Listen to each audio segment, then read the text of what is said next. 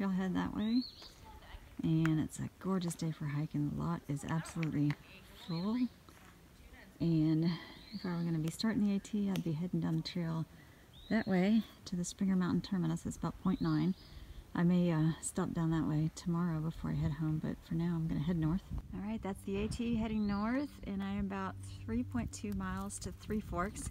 I'll be going just a little ways past there to Long Creek Falls, where I hope to be able to camp for the night.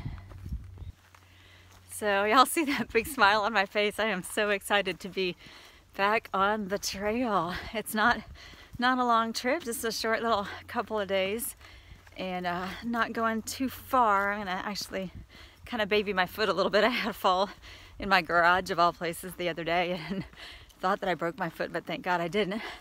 So I'm just gonna get out and stretch my legs a bit, and I feel like I have just been cooped up all winter long, partly because of weather, but also because my little pup, who I've mentioned before, was really not doing well, and she was almost 16 and a half, and she finally passed last week. So I miss her like crazy, but it was definitely her time, and she lived a good long life and was a great companion, so I'll miss her a lot. But now that she has passed, I'm a little bit less housebound and can actually get out for a couple days, not have to rush home every hour or so to check on her.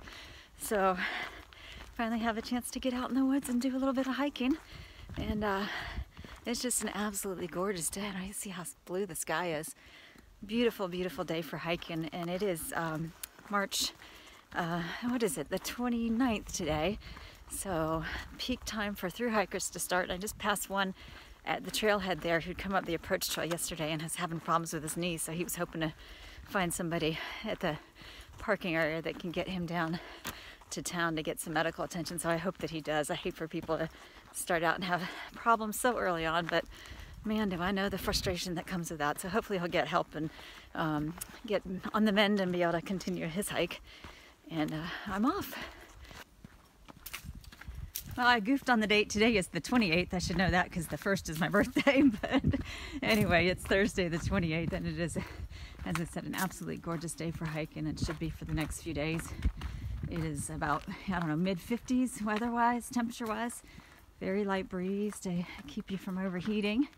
And just sun for days. So it's a wonderful day to be out. This part of the AT has several intersections with the Benton Mackaye Trail, which I would like to hike soon. I actually may take a section of it coming back tomorrow just to mix things up a bit, but this is the first crossing and it's only maybe 0.1 from the trailhead at the parking lot. I don't know if you can hear it, but there's a creek down that way. Nice to hear the babbling brook sounds, the gurgle of the water. And I've gone from just woods where the trees haven't leafed out yet to this beautiful rhododendron groves, and there'll be much more of these along my way today, and also some beautiful hemlock forest that I can't wait to see. Not any mountains to climb today, and the trail is really pretty gentle as I remember it, although my first time out, when I first hiked this, my very first backpacking trip, it seemed really hard. It's funny how much perspective you get with more experience under your belt, but just a really pretty section of the trail, and I can hear some other hikers up ahead, so I know there's going to be a lot of people out right now.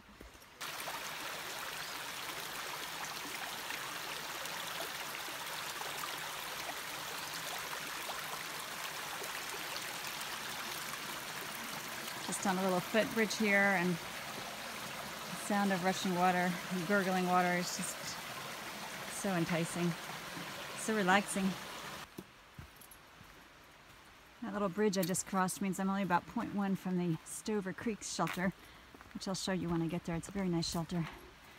And I'm going to stop there and have some lunch because I didn't eat before I started. And it took me a good couple hours to get here from, I live just a little ways north of Atlanta, but there's a lot of Forest Service roads. So even though I think it was only 37 miles geographically, the Forest Service roads coming into the Springer Mountain parking can take a while to navigate. So anyway, it took me a good couple of hours, and it's almost 1, so I'm getting pretty hungry, and I'm gonna stop and eat there since I'm not in any rush today, and then continue on. And there is the shelter. There's a bear box, which is nice. Lots of those at shelters in Georgia. Fire pit.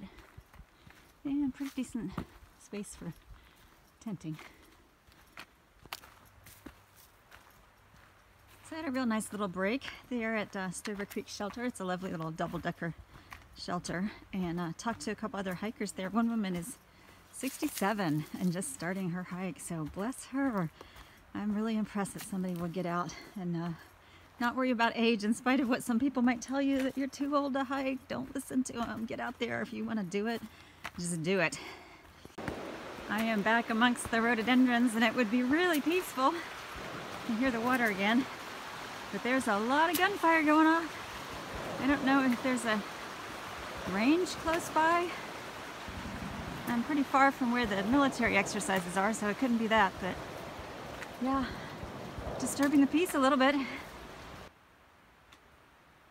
So here I am in the hemlock forest. It's really beautiful. Unfortunately, some of the trees don't look super healthy. Hopefully they'll bounce back. That was a big boom. Maybe that is military exercises. I can't imagine somebody, a civilian, with any kind of ammunition or ballistics, whatever you call it, that would make that much noise.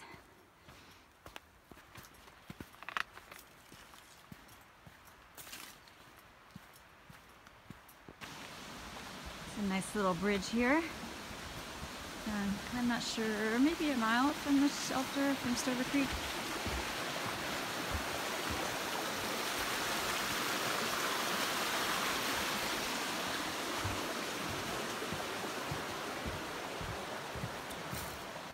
Just came around the corner from that bridge, and there's some nice tents areas down here, just stealth camping, but not a bad place to camp if you like to be near a creek. There they are. Cars over there on the Forest Service Road, and that means that I have arrived at Three Forks.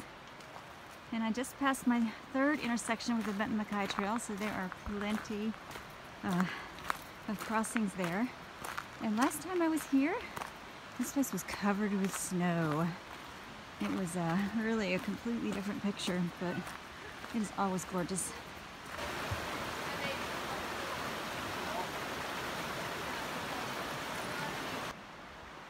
Alright, so my destination, Long Creek Falls, is just a mile down the trail.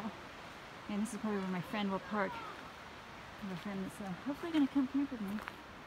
I see some military vehicles, so I'm willing to bet that what I was hearing earlier was definitely military exercises. So that diamond blaze is the Benton Mackaye Trail, and it actually converges with the AT, and they walk along together for a little while.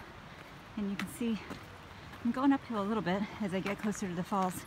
There's a little bit of elevation change after Three Forks, but not anything like you'll see further up the trail. It's only maybe a few hundred feet, 300, 400, something like that.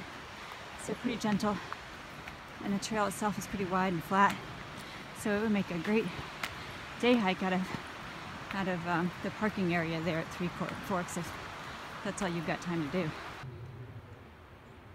Alright, I am now on the Blue Blaze Trail that leads to the falls. Just crossed the Benton Mackaye Trail once again. I think that was the fourth crossing. And there are the falls.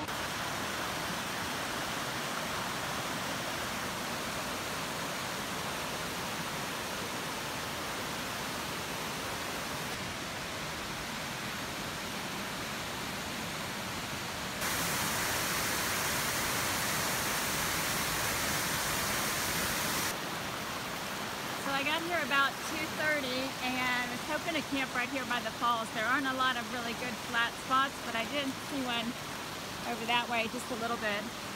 And I think that if my friend comes, she's going to hammock, so I think that'll be all right. There is some kind of, if you get to those logs there, it looks like you could crawl across those logs to the other side, and there's camping over there that I'm going to investigate in a little bit. But first I wanted to take a minute and show you the new filter system that I'm trying out. I used the Sawyer Squeeze on the AT and was very happy with it. It's lasted very well.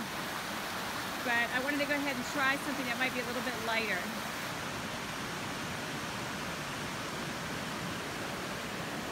Here is the Sawyer that I used along with the Cnoc Vecto. It's got the small mouth that fits a water bottle. And then they've also come out with a newer, sorry the shadow's not so good, a newer Vecto that has the wider opening that's 42 millimeters that fits the filter that I just picked up at REI. This is the Catadine that Be Free filter. It actually screws into the container and has a flip top so you can drink right from it, or just filter into your bottle if you'd like. And I think I could use the same coupler that I use, the blue coupler that's there on my Sawyer. I'm going to check that out in just a minute. But first I'm going to get some water, run it through, and see in terms of using the Vecto as my water bladder, how long it takes to filter water from each one. Okay, so as I mentioned, this has a wider mouth, and the filter just goes down inside and screws on that way, which is a little bit different than the Sawyer, which attaches on the outside. And it's got the flip top, which of course you can take this off, and it just exposes the filter there. I'm going to leave it on, and it looks pretty much like a smart water bottle top, and I'm sure if this broke, which it's bound to eventually, you could replace it with a smart water bottle top. Then you just flip it over and filter like that, and it's coming out really, really fast, faster than the Sawyer does, I think. Now, a couple things that are different. This is the 2018 model of the Vecto, and you may have noticed on the other one that the cap is actually attached with a dongle. In the older version it's not, but that's a change they've made in response to feedback from customers, and I think it's a real smart move because it's easy to drop these and lose them or spill your water. Now the Sawyer filter goes on the outside like this, and then you flip it over, and I use this as gravity feed as well, but you can see the water's not coming out without some squeezing. Now granted, this filter was dry and I just wet it before I came out here on the trail, but it does create a little bit of pressure, require a little bit of pressure to actually get the water to come through. Once it gets going, you can do a gravity system. This is what I normally did on the trail, just attaching my water bottle here. And I think, you know, this is pretty quick, but I think the Be Free probably would be a bit faster if speed matters to you. This was actually fast enough for me because normally I would hang it up and then just go do other camp chores while I was waiting. I read a few comments from people who said the water coming out of this filter initially tasted a little funky. I don't know based on what kind of water they were putting into it to filter. I just tasted it, and I just gave the filter a quick rinse before I brought it out on the trail. And I just tasted the water, and it tastes absolutely fine to me. It tastes like nice, good, clean mountain water. Yep, really good. One more difference between the two versions of the Vecto is that the 2018 model also does not have anything to attach the slider to it. The new model for 2019 does have an attachment for this part as well. So that's really great. It adds just a really nominal amount of weight, but makes it much easier to keep track of your pieces, and certainly you don't want to be losing anything when you're out hiking. Alright, so I am backtracking. I really didn't like the campsites at the falls area, and there were a couple on the way back towards Three Forks, but there are just lots of dead trees waiting to fall on me, so I opted not to do that. So I just went back past Three Forks and ran into one of my subscribers, Leonie, who's just starting his thru hike. So if you're watching this, or if your wife is watching this, I hope you have an absolutely amazing journey. And I saw a bunch of military guys hanging out. They must have been taking a break or something, reviewing their maneuvers for the day. So that was confirmed. All that gunfire and the loud booms were them.